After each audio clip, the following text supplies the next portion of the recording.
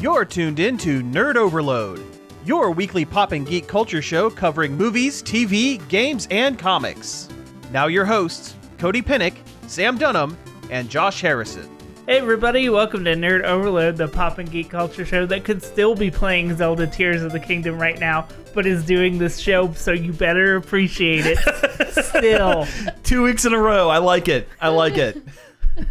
I'm Cody. I'm Sam. I'm Josh. And I'm Samantha.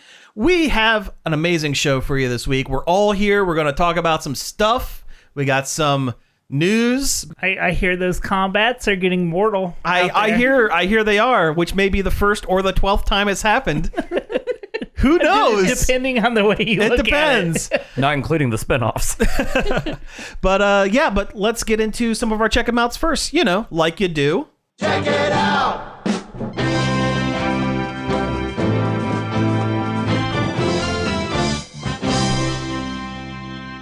Yeah, so things we've been doing. You know what? I haven't really done much this week, but I have a question to pose to you guys. I was listening to a podcast called Midnight Local. It's they do like movie reviews and like really highbrow takes on different movies and media and stuff like that. And the episode that they most recently came out with was on the classic 1987 Paul Verhoeven film RoboCop. You mean one of the best films ever made? One of the best films ever made. Yes, I fully agree with you. It's definitely top 10 for me. But they posed the idea that it is cyberpunk. Oh, yeah. Oh, yeah. Yeah. Okay. I mean, it's low-tech cyberpunk, but it's still cyberpunk. Yeah, it's right on the edge. It's because it's about his humanity and it being replaced with technology, and it doesn't get much more cyberpunk than that. That's like one of the main themes. It's almost like it's like a civilization on the beginning cusp of classic cyberpunk. Right. Because by RoboCop 3, I mean, you've got a Japanese corporation coming in, buying up everything. Well, you already had the corporation buying up everything in RoboCop 1. But in a lot of times in cyberpunk, it's more of a Asian or Japanese company. Yeah, I guess, but it doesn't necessarily have to be. But like typically when you think like cyberpunk, people think like outside of like, you know, Cyberpunk 2077 and stuff like that. You know, you think like Blade Runner, you know, things like that. Even Cyberpunk 2077 has it. It's kind of a running theme, which is maybe problematic in our day and age. But there is like kind of a Asian like.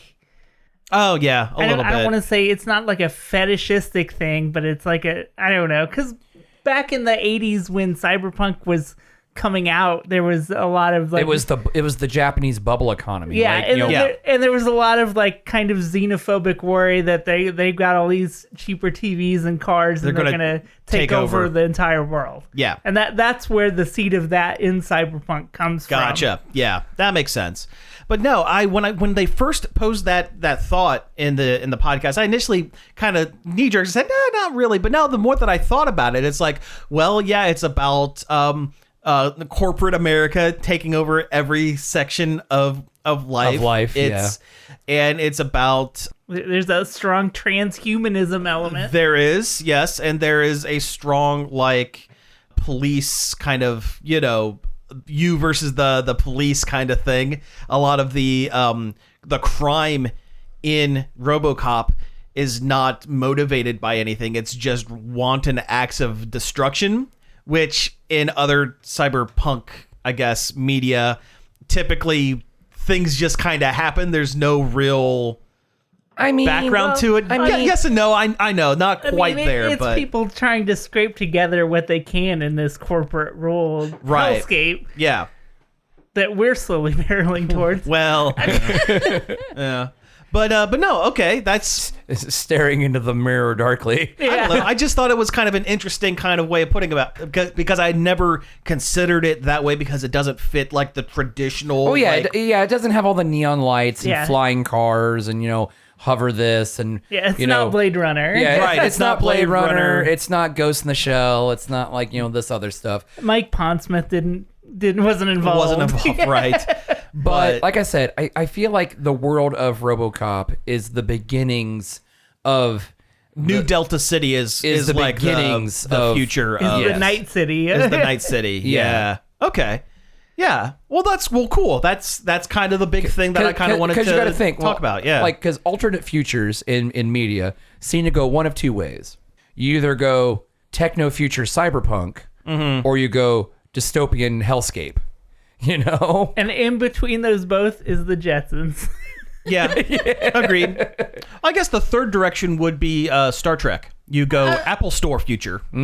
Star Trek and the Jetsons, actually, those futures aren't far off. They're not too far off. No, They're both very utopian. But also in at least in Star Trek anyway, it took a civilization ending war and decimation of humanity to bring about So Star Trek is like the post cyberpunk is post era is kind post of thing. Post classic Earth. We don't know if that happened or not on the Jetsons. Yeah. I feel like it very well could have. That's All we know is you don't see the Earth. Yeah, we're all above. Whatever's down there is probably not Well, good. it's the Flintstones. That's what's down there. It's the Flintstones down there. The Earth dwellers have evolved in two different directions. You go back to caveman times where they have the intrinsic memory of devices and stuff, but they don't have the electricity, so they use animals. They train an elephant to wash their dishes. Yeah, they have a bird that's their record player, but because they remember record player, they remember music. But you have the Jetsons Flintstones movie, which puts the whole Well, that doesn't count because it wasn't good. You hush.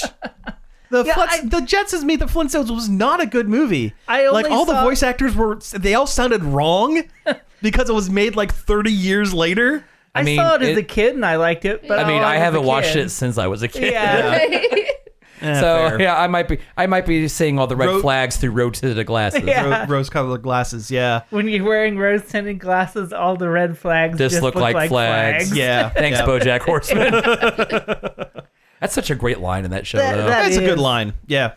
That is a high art literature line in the animated horse show. It's such a well written show. BoJack has a lot of good points. I love BoJack. It is a great show. I have rewatched that show a lot. It's one of the few modern shows that I have. I just had a thought. Have you ever heard of a spectacle being referred to as a dog and pony show? Yes. Yeah.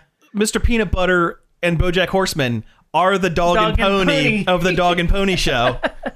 Is this a crossover episode? But yes, to get back on point, RoboCop is 100% cyberpunk. Yes, and RoboCop 2 and satire. And it's cutting satire. I love it for the satire. Oh yeah. Also, classic Red Foreman from that 70s show getting stabbed in the neck in a really gruesome way. Yep. And RoboCop eats baby food. He does. He does eat baby food. He has a gun in his leg. It's a great movie. You know what one of the best things to come out of RoboCop though? The real RoboCop remake. What? Yeah, that was really. Do you not remember that?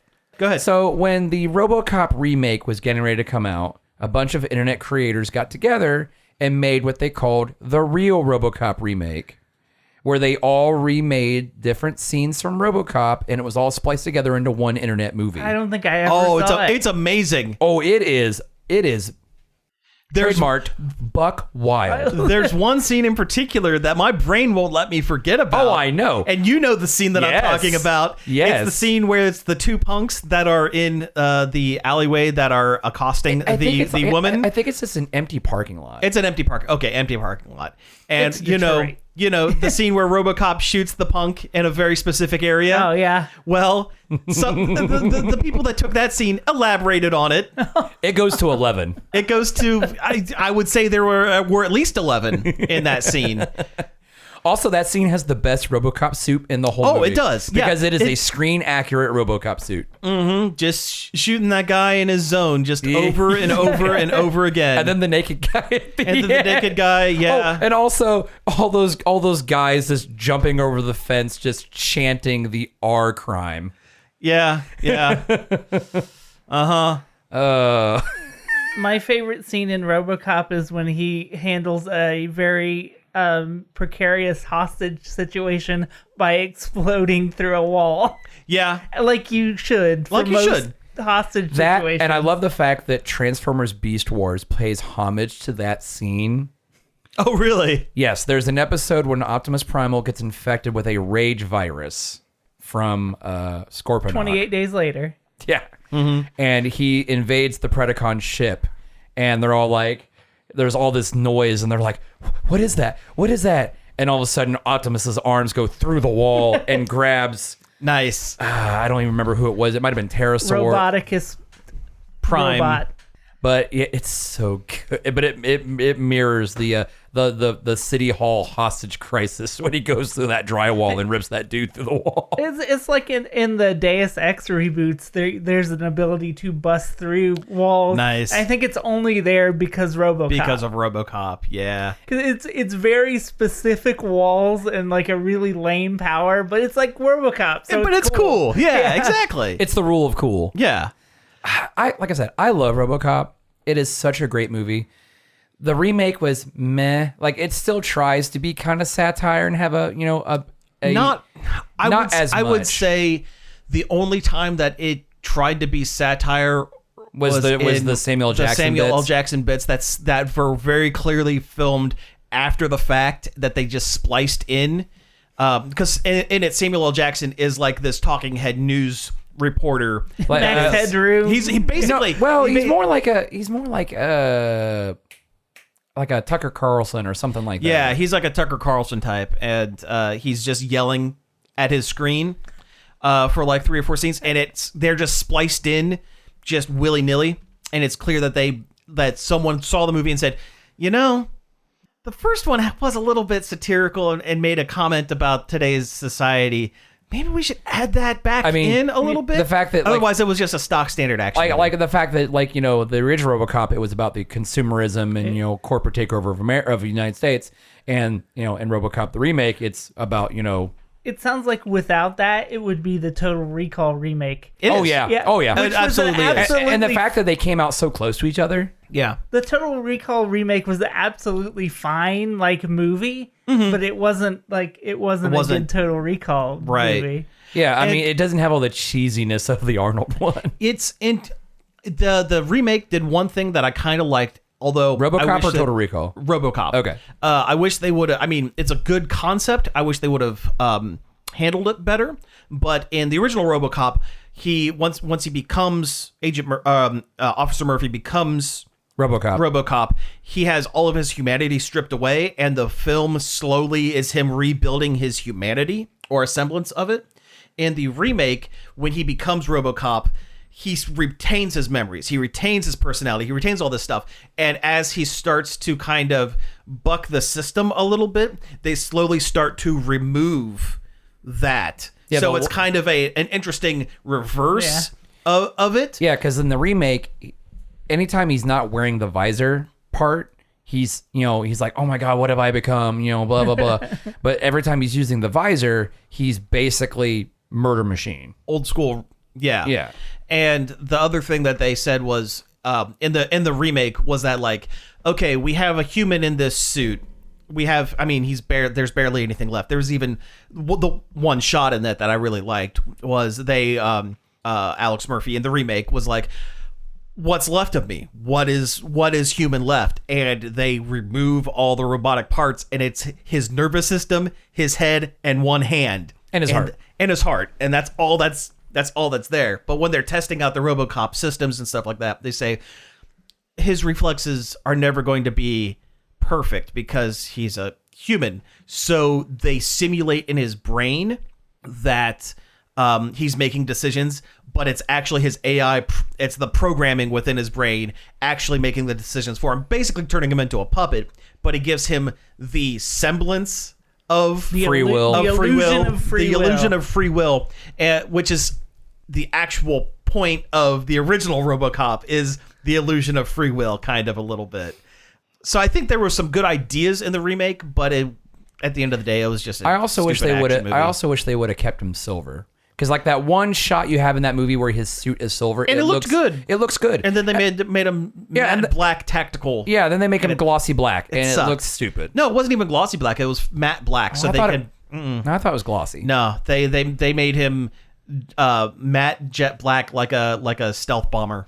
Yeah, it was a bummer. The best thing that the Total Recall remake does is make Kate Beckinsale the bad guy, and she just chews it up the whole movie. Oh yeah, they merged two characters from the original one into the Kate Beckinsale. It was like the fake wife and like one of the other characters. They basically smushed them together, which is good. Though It's a good decision. I never read the Total Recall book, so I don't know how that compares. Oh, I can remember it for you wholesale.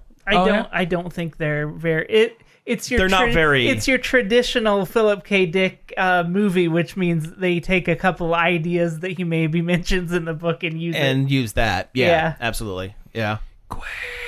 Quaid. I've read a lot of parts of Philip K. Dick books. It's always like, I'm going to read this, and then I read like a quarter of it, and I was like, it was really good, but I didn't finish it. Yeah. You know, I have, speaking of like movies to books and stuff. Sure. We have Do Androids Dream of Electric Sheep at home. That book is like goosebumps thick. Yeah. It is a tiny book. Yeah, I've they're read about usually half pretty of big. it. Yeah, they're usually pretty thin. I was like, man, how'd they get one of the greatest sci-fi movies of all time out of this tiny book? Well, even the name of the movie Blade Runner comes from another book. Oh yeah, That's it's not totally Philip K. different. Dick. It's a completely different book about an alternate future where like healthcare people have to run medical tools like around because they're illegal or something. I don't know. Yeah. I read about half of that one too. Yeah. But So that's where the name Blade Runner comes from. yeah, Ridley Scott liked that so much he bought the title of that book to use for Blade Runner the movie. Yeah. It has nothing to do with. Yeah, it has nothing to do with the movie. He just liked that that's name. wild.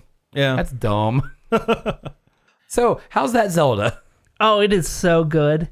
I've put in about a bajillion hours of it at this point. Nice. I can safely say it is very, very good. It's probably already like one of the top 3 video games I've ever played of all time. Good. Fantastic. Like, Have you made anything goofy yet with the mergy hand thing? I don't have patience to build a big thing. I just like playing the game. That's the thing about it that I think I like the best is it takes like those building mechanics that other games have, and then they put those mechanics in and they say, now it's your turn, you make the fun now. Yeah. Like this instead actually has things for you to do and puzzles for you to solve with these mechanics. That's cool. That's what makes it work. Yeah. I think. That's really, really cool. Yeah, it just came in the mail for me today. I haven't had a chance to touch it, but because I'm chronically online and I can't shut my phone or my brain off, I think I've seen a lot of this game. However, the majority of the clips have not been story dependent. It has all been, look at this cool thing I made. And Here's this giant guy with a flaming appendage. Stuff. Yeah. the story I think has been better than the other game. It's more present than it was in the previous. In the previous game, it's all like memories and things happening in the past. Yeah, that things you're happened finding. 100 years ago. This is a lot more present, and things are with you now, and the story is evolving as you go different places. That's good. That's cool. good. And the dungeons are actually different and interesting. Are they actually dungeons, not Yeah. just challenge shrines? Yeah, it's not. Well, I mean, there's still shrines, but like instead of just it being 4 beasts that look almost the same, it's different environment. Like they're literally wind temple, fire temple, Okay. water The temple. classic temples. Okay, and so stuff. they went Yeah. back to the old temple dungeons. Okay, thank goodness. The people that complained about there not being regular dungeons played themselves into a new water temple existing. But it's not nearly as bad since you still can't go underwater, which I thought that was kind of a weird thing to overlook, is you still can't swim you still underwater. can't swim. Yeah. But it is wild that if one of your complaints is that they reused the same map again, they also added 2 other ones. I heard there's a sky area and an underground kind of area. Yeah, there's the sky, and then there's also underground, which is like an entirely new area that has different like health mechanics than above ground. Oh, does. really? Health mechanics. Really interesting. Yeah, if you get hit underground, you can't heal.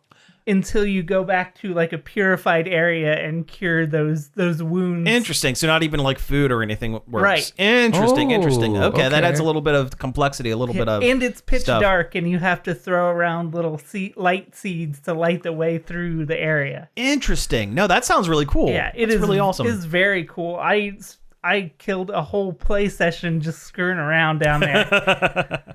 Well, awesome. Yeah, I'm looking forward to digging into it.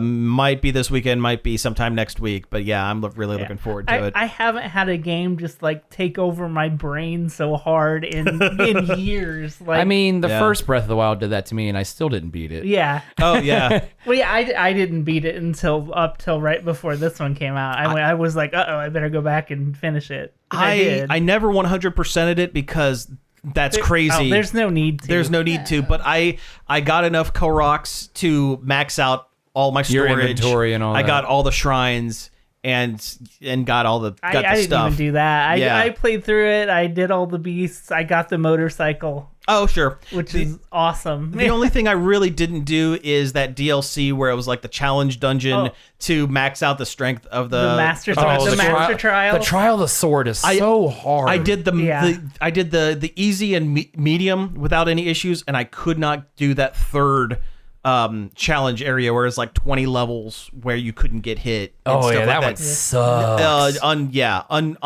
unplayable, undoable. And you don't really need it anyway. And you don't really need it. No, The end boss is not. it was just a little extra thing. Yeah, you know, it's not hard, especially Yeah. if you've gotten all the divine beasts. It gives you like half its health off. Oh yeah, yeah. But And I'm so glad I got the motorcycle, because at the very end of that fight, they want you to use a horse. oh yeah. And I don't do the horses. They control like garbage, and they still control like garbage. They do. Yeah. Does the motorcycle carry over? No. Oh, Bummer. Well, you know, that'll probably be in the next DLC for this Yeah. game. They'll probably add it back in. Motorcycle Part 2. Yeah. Master Cycle 2. Yeah. I tell you what I really liked was the Muso that they had, Age of Calamity. I didn't care Oh for it. yeah. Hyrule Warriors 2. Kind of, well, 0.5 kind of. Yeah. Because it's like alternate timeline kind of thing. Yeah, with the little egg. Egg little, buddy. Yeah. But Have you seen Purra's glow up that she's got in the new game? I have seen it. Yes. I'm a fan. Uh-huh. Well, she looks like she does in In the Muso game. the Muso. Yeah. When she walked out of the little lab, I did the SpongeBob. Oh no, she's hot. Yeah. It's been a while since Nintendo's done one that's this good. Mm-hmm. Like probably not since Mario Odyssey. I was going to say since Mario Yeah. Odyssey. Which is the last one they really put a lot of thought into. Yeah. Mm-hmm. That I wasn't mean- just basically a $70 DLC. Yeah. I mean, you could argue the last Kirby was pretty close, but not technically Nintendo. Yeah, On that's that true. one. Yeah. I did like Star Allies a lot.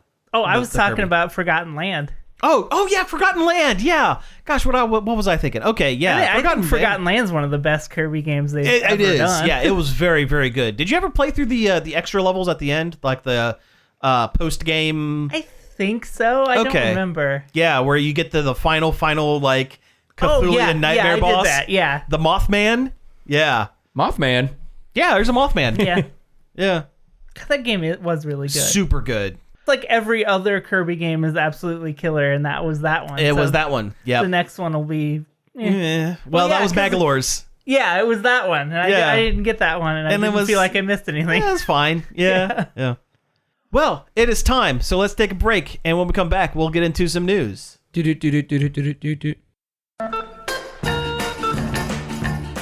Hello, I'm Ben Vaughn, the host of The Many Moods of Ben Vaughn, heard every Saturday night at 8 p.m. here on WZMO 104.7 FM. We span many decades, many styles, and many moods on my show. So tune in to The Many Moods of Ben Vaughn every Saturday night at 8 p.m. See you then.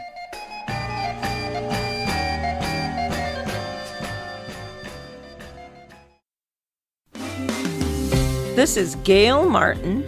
Hi, this is Carol Kelly. We'd like to invite you to join us for our gardening and outdoors show here on WZMO. We talk about observations and insights about what's happening from week to week with plants and animals in the woods and fields around us, as well as what's going on in the garden. In the Green Outdoors airs Saturdays and Mondays.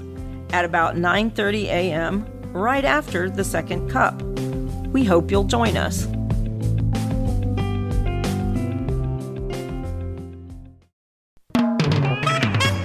Hey, Paigey. Knock, knock. Who's there? I don't know, Paige. But I do know this. Long Play is the #1 show at both 11 p.m. Fridays and 3 p.m. Saturdays. Right here on, you guessed it, 104.7 WZMO. I invite you to tune in and check out the show that's a legend in its own mind. Hey, we're back. Those were some ads for things you can find on the network. And here's the news.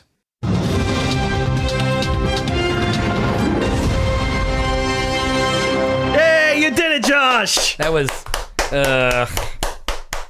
I feel like that clap is like the sarcastic clap. Oh, no, that was 100%. No, from the end of the Smash Brothers matches. Okay, yeah, well, there you go. Yeah. But yeah, let's talk about some things that have been happening in the world of pop culture. Like we do In the past week or so, give or take. First one, kind of the big one, I guess, for the week, Sort of, is the Mortal Kombat. Ed Boon, notorious liar and video game creator. Alleged. No, he lies about what characters are going to show up in his games all the time. Okay. Yeah, his Twitter is nothing but lies. You don't believe a word he says, except for when he says Shu Hao is not going to show up in the game because nobody cares about Shu Hao. I don't even know who that is. He was in Deception, and I played that game. I don't even know who that is. He was the Chinese zombie man with the hat. Oh, right. Yeah. Okay. Shu Hao sucks. But no, there's a trailer for the next game in the Mortal Kombat main series. Should have been Mortal Kombat 12, but it's called Mortal Kombat 1. They took a page out of EA and DICE's book. Yeah, so now when you say, "Hey, let's Microsoft for that matter." Oh, yeah. Yeah, so now when someone says, "Hey, what do you think of Mortal Kombat?" you could say, "Do you mean the original Mortal Kombat or the Mortal Kombat remake or the other Mortal Kombat remake or the Mortal Kombat movie or the other Mortal Kombat remake movie?" Mortal Kombat. Where are we? Who am I? What's going on? Who's on first? But no, the trailer looks pretty good. I mean, it has everything you need in a Mortal Kombat. It's gross. Yeah. Pretty gross. Yeah. I mean, it's reaching, not reaching. It has reached cartoon violence levels. No, it always has been cartoon violence. Yeah. This is true. Yeah, but I like, find some of the character designs to be a little boring. I think They're a little too safe. I think the idea was they're going back to basics with this one, because this is going off of the continuing storyline from like the last 7 or 8 games. Liu Kang has become the god of time and also fire and also lightning. And so he's gone back or changed the timeline. He has rebuilt all of the realms and reality. He Dr. Manhattaned it. Got it. He did. That's what I was He about Dr. to say. Manhattaned it. Yeah. And Except he kept his business inside, he wore pants. Yeah, he wore pants. Well, yeah. And he's tried to create a world where everyone there's no strife, there's no Mortal Kombat, there's no anything, but for some reason Shang Tsung is still here and being still a tool, messing things up. Being a tool. Yeah.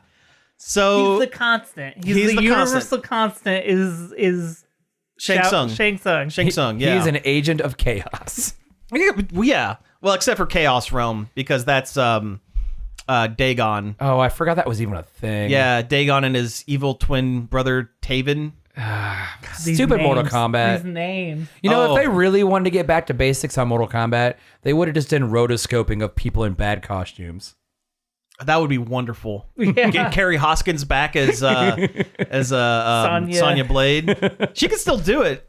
Her Instagram. She is a fitness instructor, yoga instructor now, and yeah, she could still do it for sure. They should bring the Toasty guy back. Oh, Toasty guy. Yeah. He was one of the devs, I think. Yeah, probably. For that game. Yeah.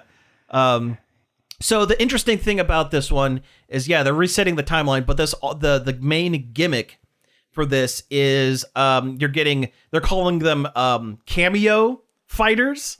They're basically strikers. So you select your main character and you select from another list of like other characters, probably characters that are kind of interesting, but they don't want to go through and make entire movesets out for. So their bold new idea is something that SNK did in 1996. Yeah, basically. But it means that they can include Ermac without having to make Ermac. The free-to-play HoloLive fighting game Idle Showdown does this. Yes. Yeah. Well, but it's new to Mortal Kombat. So I think the One Punch Man fighting game also does this. So you can see Takanashi Kiara without having them having to make Takanashi Kiara. Yeah. Basically. Yeah. So the main roster, there was a leak or something like that. I mean, most of the roster is shown in the trailer, but Johnny Cage is part of that is not in the trailer, including a bonus skin for pre-orders where, that's right, Jean-Claude Van Damme is going to be put into the game as a skin for Johnny Cage. I feel like that's a conflict of interest. He's already Guile. Well, when they originally created Mortal Kombat, the idea was they were going to get Jean-Claude Van Damme to be Johnny Cage. And he was like such a butthead about it or something that they created Johnny Cage to make fun of him. Yeah, that's it. Mm-hmm. Accurate. Yep. Accurate. But What, Jean-Claude Van Damme be a butthead? Never. Yeah, right. But I'm excited for it. You know, Mortal Kombat, I don't like the moves. It feels very stiff to me. No, I hate there's no quarter circles. There's no quarter circles. It's front, back, up, down. Yeah. Yeah, everyone moves like a David Cage game. Everyone moves like a tank. Yeah. But the story is so ludicrous. Also, it's so stupid. People don't even care about the story. I think all people want to do is see Scorpion, see Sub-Zero, and make gross finishing moves. That's all people want to do. No, the story. People want the story because it is like the best worst Z grade movie because it's so it's the best. It's the best fighting game story mode out there because they take it so seriously, yet it is so bad. Ridiculous. It's like fan fiction. It is, but it's the actual thing. Like I don't know how they smashing his action figures together, going, oh, no, they're going to fight, but it's canon. I don't know how you do that. How you make fan fiction when it's the actual thing, but that's what it feels like. That's what it is. Yeah. Well, that's because the game has had one singular vision pretty much since the beginning. I mean, John Tobias was there for a good long time, but Tobias left after Ultimate MK3, I think. Or no, it was after because he did that terrible Jax game.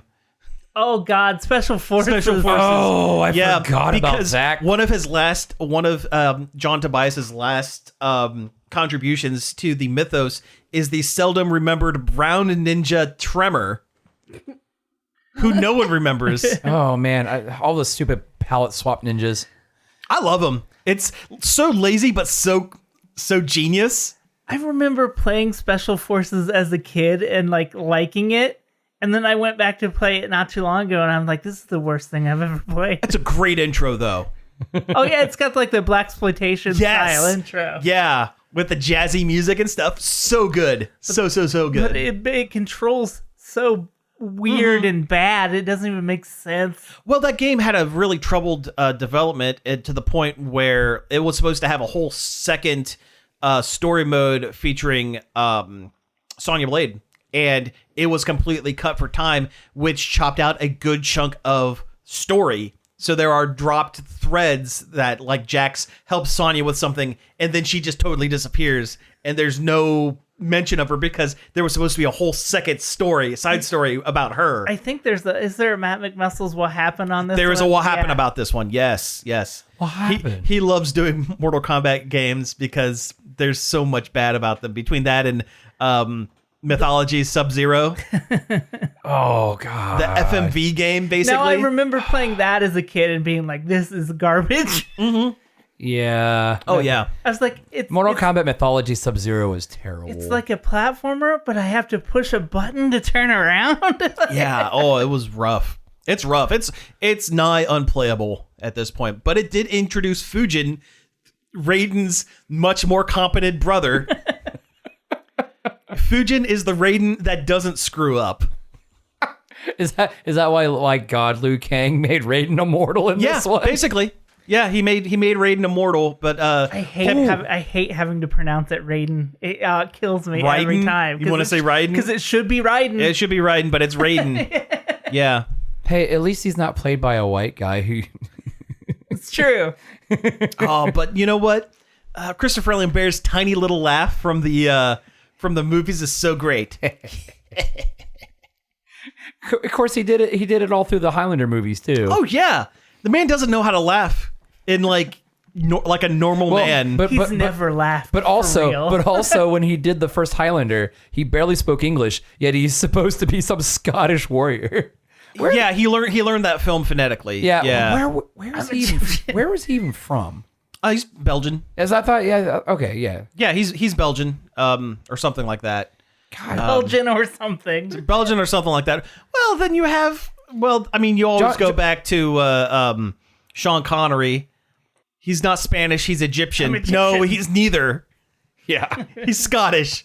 A Scotsman who's supposed to be an Egyptian pretending to be a Spaniard, and not hiding his accent at all. Ramirez. Yeah, his name is Ramirez. I don't think Sean Connery could hide his accent if he wanted to. Well, he never but he's Sean Connery. He didn't want to. Yeah, exactly.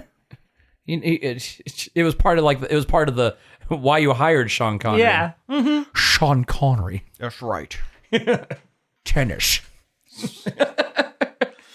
Anyway, so we see we got Liu Kang as a god. You got Mortal Raiden, which I do kind of wonder what Raiden's moveset will be like that he doesn't have his god lightning powers. He still has some lightning powers. I mean, Liu Kang had fireballs when he was just a kung fu man. Who's going to drop a Mortal Kombat arcade cabinet on someone, though?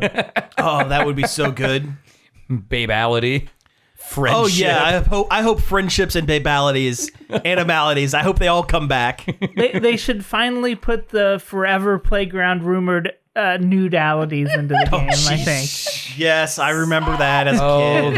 Those old stories. Yep. It's like the nude Lara Croft stories. I remember specifically a kid saying in Mario Kart 64, if you drove off the track in the right spot, some like Playboy Playmate would appear on screen. And he swore up and down that his mom made him throw the game away because it happened. Oh, kids lying about stuff on the playground. You know, that's one of the things I regret having the internet for, because you can't get away with that stuff anymore. Yeah. No. Yeah. It's like you find Mew underneath the truck. And in Pokemon Red and Blue.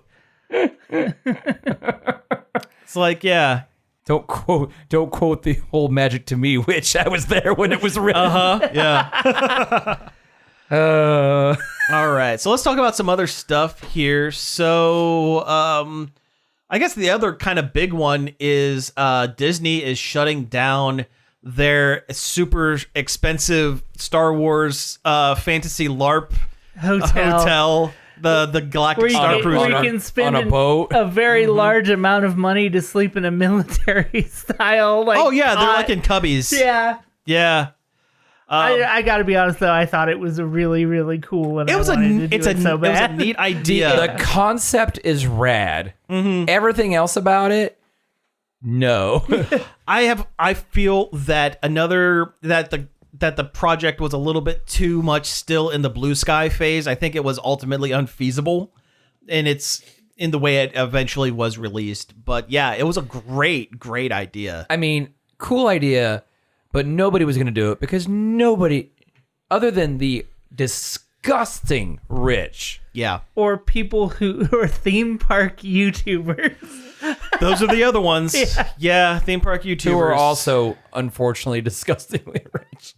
Yes and no. Depends. It depends. Or that they're in terrible debt. But anyway. Well, it's like the kind of people that were like, they're like Disney adults, but for Star Wars. Yeah. Yeah. I mean, I guess that I guess does the same just- thing it's nowadays. The same thing Yes, now.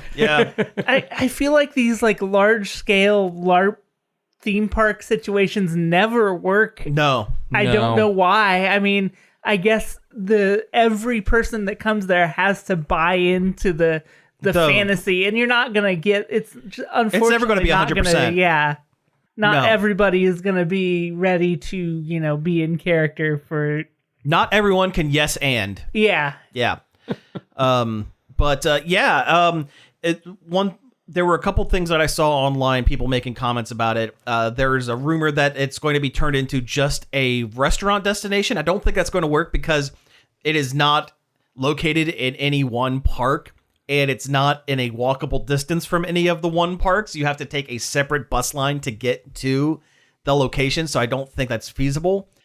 I also saw someone made a joke. In 6 months, this is going to be the best urban exploring Oh God, yeah. area of all time. Oh, like that. Like people that break into areas, like that backstage areas, like that Wizard of Oz theme park that's overgrown in like West Virginia or something like that. Yeah.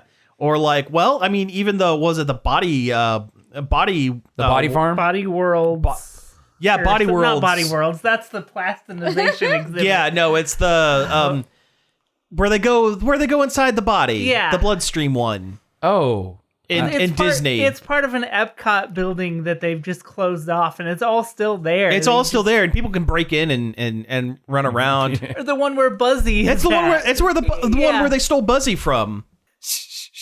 Which there's an entire YouTube video made by Jenny Nicholson that is great about how someone stole their animatronic Buzzy and sold his hands. Allegedly. She apparently went back to what was that place?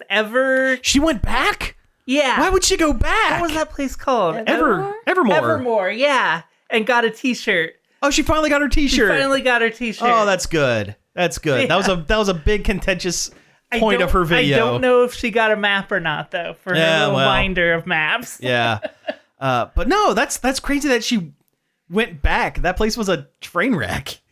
Hopefully there's another video. Yeah. Yeah. With the once in a blue moon when she puts out a video. Well, sure, but she does some videos on her Patreon. Actually, she does a monthly video on her Patreon. Well, you got to make your money. Got to make a few her. bucks. Don't blame her one bit. She's got to guess buy all the weird stuff that she spends so much money. You got to buy Big Spider. You got to buy Big Spider. Got to buy Big Spider somehow. Yeah. So I guess in other Disney news, Sure. Disney Plus is removing a bunch of stuff because I don't know why. Why? Well, yeah. I think part of it might be the writer's strike, but also I don't understand why they're removing the new Willow series, which has just came out. Yeah, it's been on there for what, 4 months? Yeah, it's like Disney has decided if it doesn't immediately make us $1 million bajillion dollars, if it's not worth if having. it's not the Mandalorian, it's got to go. So let me see. I'm pulling up a list here. So we have Disney Plus shows: Willow, Big Shot, Turner and Hooch, The Mighty Ducks: Game Changers, Just Beyond, Diary of a Future President, The Mysterious Benedict Society, and The World According to Jeff Goldblum are all being removed from Disney Plus. Which The World According to Jeff Goldblum was actually a lot of fun. I actually enjoyed that documentary series quite a bit. It was kind of like It reminded me. Bourdain's. I was going to say it reminded me a lot of the Anthony Bourdain stuff, but instead that was of like one of their launch. it was one of their launch shows, yeah. Along with Hulu's Why the Last Man, Dollface, The Hot Zone, Maggie, Pistol, and Little Demon. Now, I don't know many of those. I know Little Demon. I know Dollface was the Kat Dennings. right, and I know vehicle. Why the Last Man was based on a comic book. Yeah. That's all I know about that. Yeah, but we talked about why the we last one did before. because it was supposed to be really, really good. I don't understand what they gain from taking media down from their services. Now it's just like, well, we have less things for you now. Well, they have to make more room for Marvel stuff and the But Little there's so much Mermaid room. live action. There's so much room. They can have such big servers. That's not a factor. It's not. And It could be something to do with the writer's strike because it probably has to do with 100%. It probably has to more do with the writer's strike and not spite. Yeah, and Yeah, not I wanting wonder to. if they're trying to cut out royalties That's I feel like that's exactly to it. writers. That seems to be. I kind of imagine that's the unsaid kind of thought process behind it. Because it doesn't make any sense otherwise. It doesn't hurt them to have that media. And all it does is it pushes more people into finding things in the extra legal way, like torrent sites and stuff like that. Yeah, because these shows, it's not like you can buy it on DVD. There's no physical the majority of these shows. They're just gone now, and nobody can watch them. And if people don't, everything gets backed up nowadays. You can find stuff. But there would have been a day and age where if these shows would have disappeared, they're at risk of becoming lost media. Yeah. It's stuff that could just disappear. And anytime I read about lost media, anytime I look up lost media or something like that, it always makes my heart hurt because it's like people spent time and energy on this. Yeah. Like I feel bad for Warwick Davis because he pushed the hell out of the Willow show. And it did okay. Yeah. I feel like that was more of a nostalgia tag than anything. Well, sure, you're going to have that. It never technically got canceled. They were saying they were going to come back to it eventually. Well, they're less likely to come back to it now. Yeah. It's just, anytime that we're at the precipice of lost media, it just makes my brain and heart feel bad. It's gonna go off to Lost Media Land with that video, that Sesame Street short with the Clock Man or whatever. Oh yeah, well I was. They actually found that, so that I was actually thinking all those Doctor Who episodes that burned up in a fire. Yeah, the Doctor Who episodes, that's a big one. But there was it Saturday Morning Supercade, the old Nintendo licensed one with the Donkey Kong cartoon. Media? 90% of it is lost media. Wow, I didn't know that. There are maybe an episode or two of the Donkey Kong cartoon left, and maybe one or two CGI Q-Birds. No, this is the one from like the early to mid 80s. Like arcade Donkey Kong. But yeah, it is considered. I think Peter Cullen is the voice of Mario in that. Something like that. Yeah. But it is. Yeah, it is. I kind of remember that. Yeah, but it is considered lost media at this point. There's a spin-off of Thundercats that's considered lost media. There's a spin-off of Thundercats? So, spiritual sequel. So, when Thundercats did... I was watching a video about this the other day. So, Rankin Bass produced Thundercats. And they were like, okay, this is doing great. We're selling toys. We're selling shows. This is doing great. What else can we do? Silverhawks. It's basically the same thing. But Silverhawks you could still have. I have all of memory Silverhawks. just unlocked in your mind at that moment. But it's 3-syllable, a title about an animal that is also a hero that saves the day. But there was a third one that only lasted for 13 episodes called Tiger Sharks, about people that turned into shark men and fought in the lost city of Atlantis. The street sharks ate their lunch. Exactly. But no, the three awesome joke. And it was all technically in the same shared universe. Thundercats, Silverhawks, and Tiger Sharks. You could see by the names, 3 syllables, animal, whatever. Tiger Sharks is lost media. Totally gone. You cannot... It's gone. It's just gone. There's clips from like old commercials and stuff, and that's it. Rankin Bass did Thundercats. Yeah, Rankin Bass. The people behind your favorite anime, Rudolph the Red-Nosed Reindeer. I wish the Thundercats reboot would have actually had an ending. Did you know Monstar was actually in an episode of the Thundercats reboot? Space Jam? Yes, the Monstars from Space Jam, everyone's favorite. Yeah, they tried to recruit them for their evil basketball team. No, their failing alien theme park. Yeah, Charles Barkley was there, and they turned him into an orange monster. It was weird, but no, yeah, Monstar, the villain from Silverhawks, was in an episode of Thundercats, the reboot. Yeah, I watched the whole reboot a couple of years ago. It's not bad. No, it's animated very well. Mm-hmm. It's very interesting. It's very much in the same vein of the He-Man reboot. which was really good. I really liked the reboot He-Man as well. Yeah, I still think the Kevin Smith reboot was really good. I still need to watch the I like rest Revelation. Of that. Yeah, I liked good. Revelation. It's good stuff. It actually had a decent story, and built on like the lore of He-Man. Yeah. And not just the cartoon, but also the toys. He pulled Yeah. a lot from the toys as well, which is really interesting. Yeah.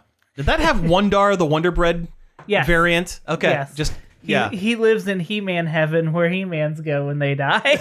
Yep. Because the original one is Grayskull himself. Grayskull. Yeah. He's basically like, A living castle. barbarian. Yeah. No.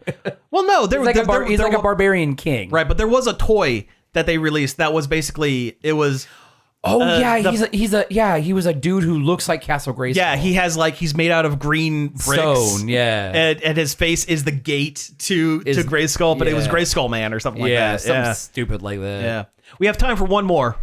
Do we want to talk about Ms. Marvel real quick? Yeah, That's kinda we has probably I think should. this has got the most heat on it. It does have the most stank on it. Yeah. Marvel Comics I was going to say is going to, but it's happened now. It has happened. They killed off Ms. Marvel, Kamala Khan, in a Spider-Man book. And in the most recent run of Amazing Spider-Man, which has made other weird decisions like Spider-Man being... No, not Spider-Man. It was... What was it? I might be misremembering this, but Mary Jane is trapped in another dimension for like 10 years Comics. of their time, where with another group of people, where she eventually meets, falls in love with, marries, and has kids with another person.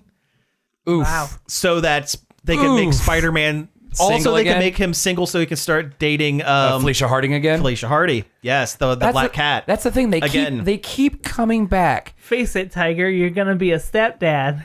Yeah, kind of. Yeah. No, seriously. Every time Mary Jane and Peter Parker are on the rocks, it always comes back to Felicia Harding. She is like the Catwoman to his Batman all the time. You know what? I actually like them better together. I think... Is it because she has powers too, and they actually can have super powered shenanigans? No, well, yes, but no, but yes, but maybe, I guess, a little bit. I think their personalities play off each other a little bit. Like I said, it's more. kind of like the Batman and classic Catwoman thing, And where while they- she's a and thief they- and he's a hero. And they do, as much as the comics want to do things that empower Mary Jane and stuff like that, at the end of the day, she's still just get a person. damseled more times than not.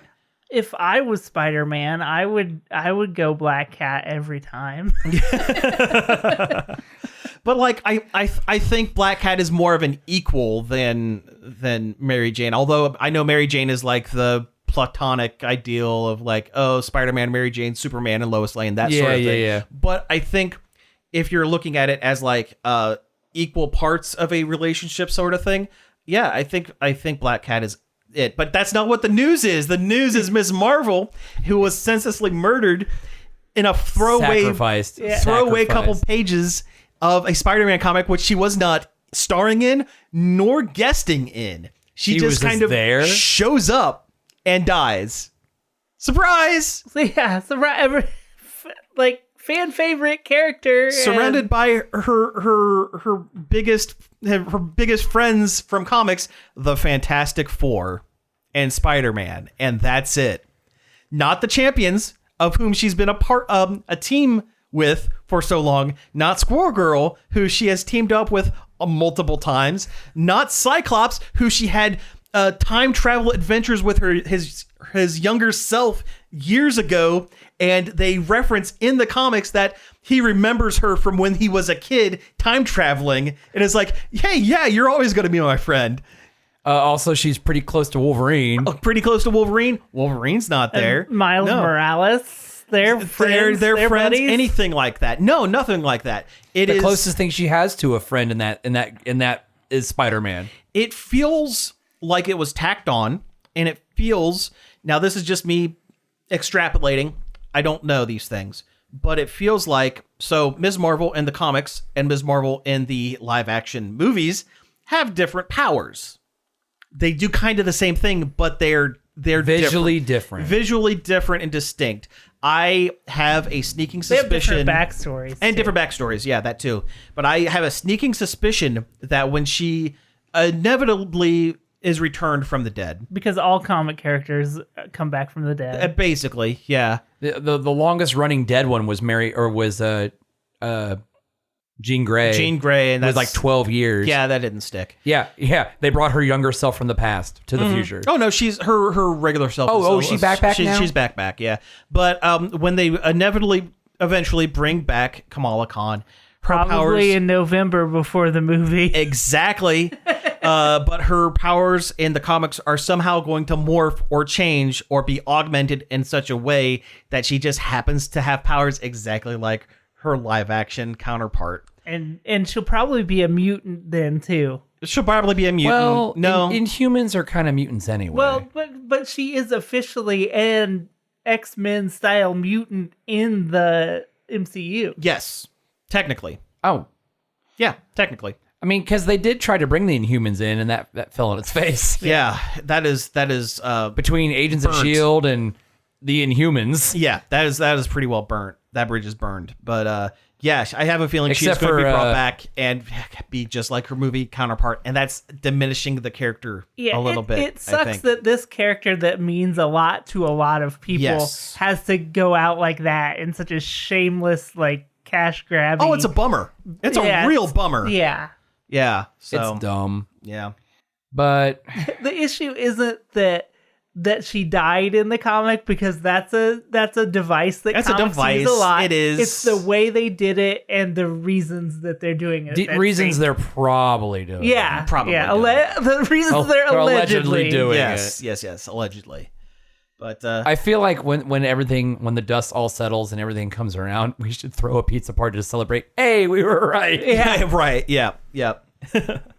All right. Well, hey, we have hit time, so let's go ahead and wrap things up for the week. You have been listening to Nerd Overload. Thank you very much for tuning in. You can find us each and every day over at nerdoverload.com. You can find us on Facebook, Twitter, Twitch, Instagram, and Patreon at Nerd Overload Now.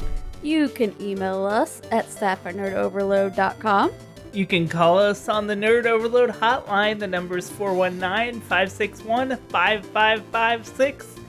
Leave us a message and we might play it on the show. What do you think's going to happen to Ms. Marvel? Yeah, She's 100% coming back. Yeah, what's your theory? Yeah, let's hear it. You can also find all of our back episodes on various podcast apps such as Apple Podcasts, Spotify, Stitcher, Google Play, and more.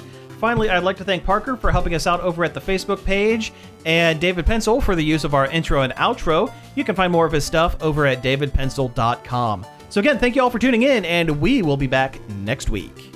Yeah.